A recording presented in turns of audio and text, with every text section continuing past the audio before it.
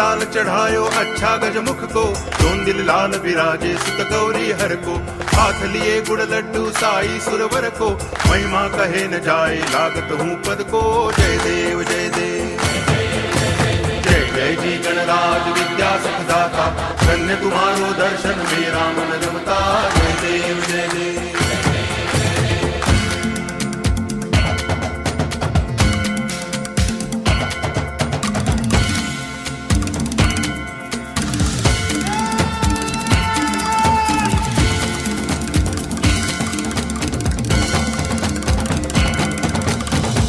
भगति से कोई शरणागत आवे, संतति संपत्ति सब ही भरपूर पावे। ऐसे तुम महाराज मोको अति भावे, गोसावी नंदन निच दिन गुण गावे। जय देव जय देव जय जय जी गणराज विद्या सुखदाता, धन्य तुम्हारो दर्शन मेरा मन रमता। जय देव जय देव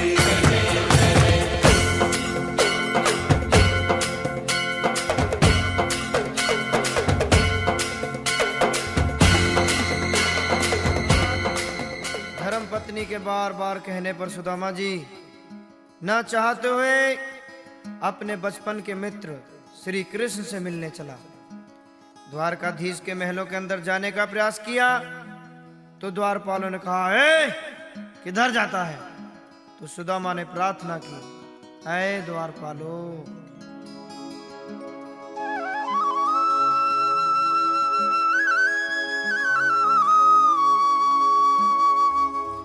देखो देखो ये गरीबी का हाल, कृष्ण के दर पे विश्वास लेके आया हूँ। मेरे बचपन का यार है मेरा श्याम, यही सोच कर मैं आस लेके आया हूँ।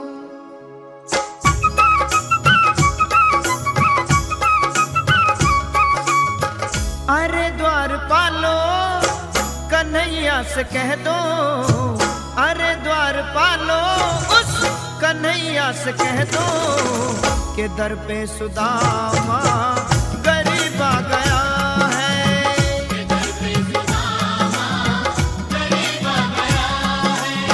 भटकते भटकते न जाने कहाँ से, भटकते भटकते न जाने कहाँ से, तुम्हारे महल के करीब आ गया है।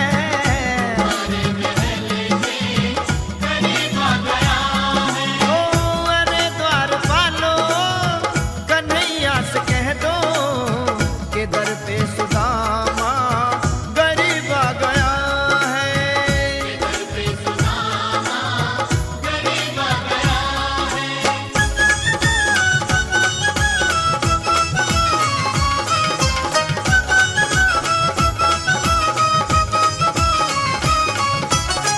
न सर पे है पगड़ी न तन पे है जामा, बता दो कन्हैया को नाम है सुदामा।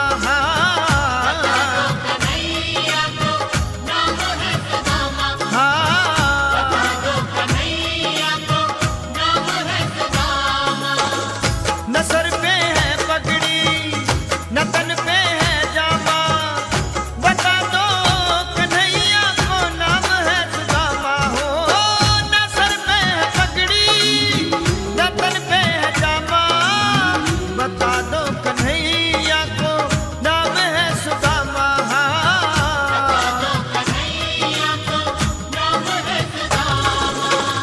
एक बार मोहन से जा करके कह दो, तुम एक बार मोहन से जा करके कह दो कि मिलने सखावर नसीब आ गया है।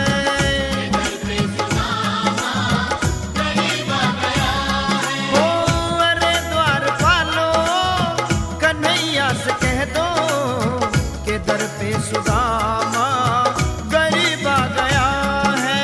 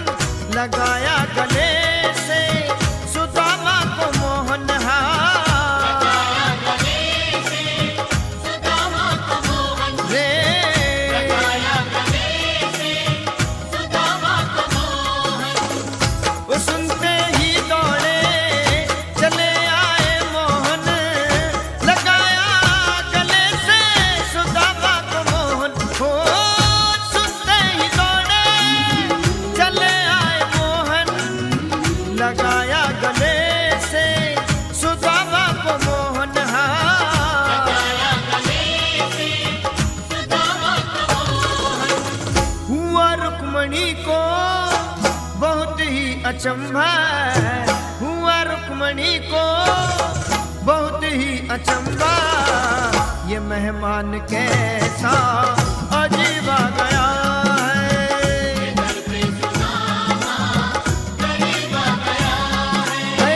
अरे द्वारपालो कन्हैया से कह दो कि दर पे सुदामा गरीब आ गया है।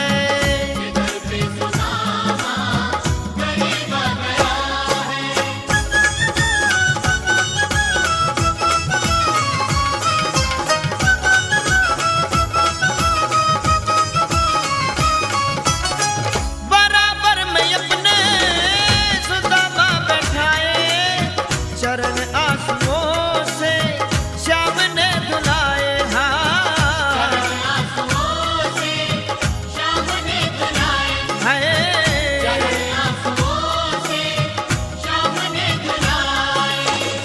बराबर में अपने सुदामा बैठाए, चरण आंसुओं से श्याम ने धुलाए। हो बराबर में अपने सुदामा बैठाए, चरण आंसुओं से श्याम ने धुलाए।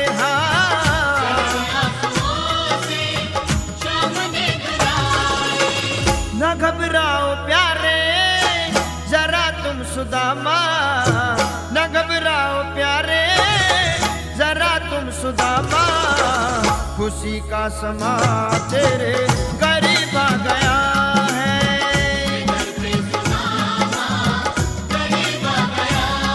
ओ अरे द्वारपालो कन्हैया से कह दो कि दर पे सुदामा गरीब आ गया है।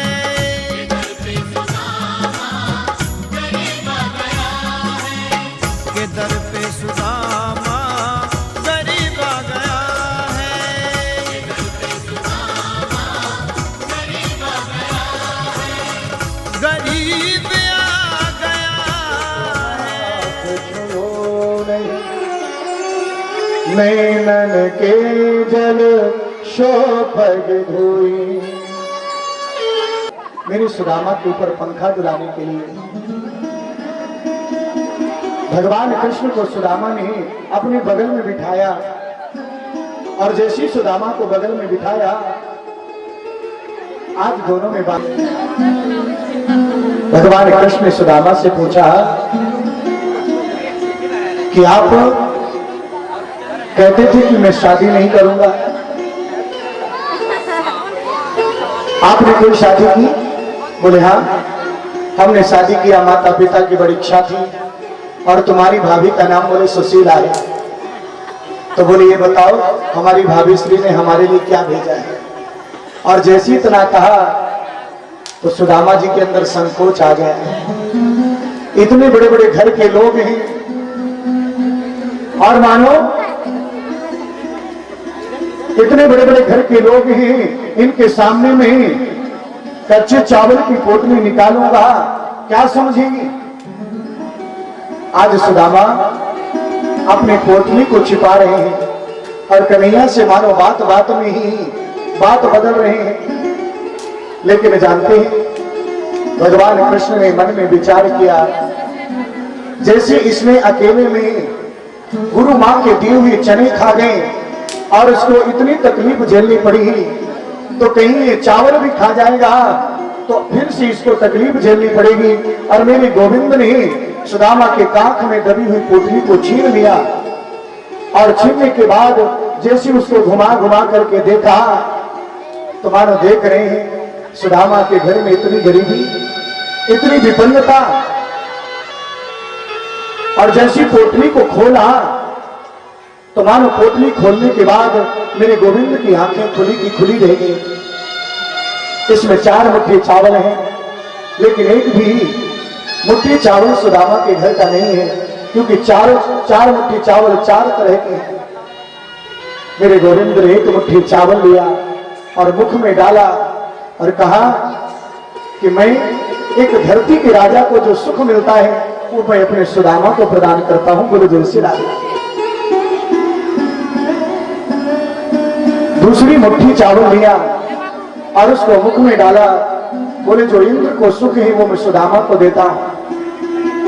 तीसरी मुट्ठी चावल डाला और जैसी डालना चाहा मुख में, उसी समय माता रुक्मिणी ने हाथ पकड़ लिया। क्यों? बोले तीनों लोगों की संपत्ति का सुदामा को ही देना है। और मानव प्रकट में कहा ज्यादा मत खाओ, कच्चे हैं नुकसान करेंगे। सो सुदामा जी ने भी रोक दिया, नहीं लाला मत खा, नुकसान करेंगे, कच्चे हैं। मेरे गोविंद ने रख दिया। लेकिन सुदामा को भगवान कृष्ण ने क्या दिया कि माता रुक्मिणी के सिवा कोई नहीं जानता है। और हाँ, आज मानो सुदामा जी भी इतने महान संत हैं, सोने की द्वारिका में आकर के 1 तोले सोने की याचना नहीं की। और जब जाने लगे 1 दिन से ज्यादा रुके नहीं। बोले लाला तेरी भाभी अकेली होगी, मुझे चलना चाहिए। और जब जाने लगे तो मानो उनकी आंखों से आंसू बहने लगे। जब आए थे तो आंखों के आंसुओं को रोक लिया था। क्यों? लोग ये ना सोचे कि कुछ मांगने आया है। लेकिन जब जाने लगे तो हिलकियों से रो पड़ते हैं। क्वाहम दरिद्रो पापिया ओ कृष्ण श्री निकेतन ब्रह्मे बंधो नित्य शिवा बाहुभ्याम परिरंभिता। और मानो सुदामा जी आज धीरे धीरे द्वारिकापुरी से जा रहे हैं। मेरे गोविंद द्वार तक सुदामा जी को विदा करने के लिए जाते हैं। और जैसे धीरे धीरे सुदामा आगे बढ़े, सुखदेव जी महाराज राजा परीक्षित से कहते हैं, राजन जैसे आए थे वैसे ही जा रहे हैं। प्रकट में ना तो सुदामा ने कुछ मांगा और ना ही कन्हैया ने कुछ दिया। लेकिन सुदामा को जो दिया कभी खत्म ही नहीं होता। द्वार तक छोड़ करके और कन्हैया वापस आते थे तो सुदामा जी ने कहा लाला अब तो जा, मैं चला जाऊंगा। मेरे गोविंद वापस आए। इधर सुदामा जी धीरे धीरे आज अपनी नगरी की ओर प्रस्थान करते हैं।